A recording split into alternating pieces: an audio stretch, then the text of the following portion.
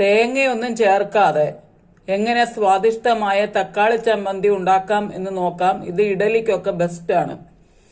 ഇഡലിക്ക് തക്കാളി ചമ്മന്തി ഉണ്ടാക്കുന്നത് ആദ്യം പാൻ ചൂടാക്കുക, അതിനൽപ്പം കോക്കനട്ട് ഓയിൽ ഒഴിക്കുക, മുറിച്ചു വെച്ച ടൊമാറ്റോ ഇട്ട് വേവിക്കുക.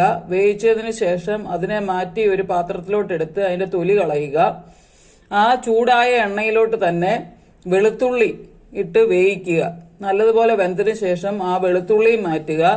അതിനുശേഷം ആ എണ്ണയിലോട്ട് ഇച്ചിരി മുളക് പൊടി, നമുക്ക് ആവശ്യത്തിനുള്ള മുളക് പൊടി ഇട്ട് മൂപ്പിച്ചതിന് ശേഷം അതിലോട്ട് പച്ചമുളകും മല്ലിയിലയും ഇട്ട് നല്ലതുപോലെ വഴറ്റുക.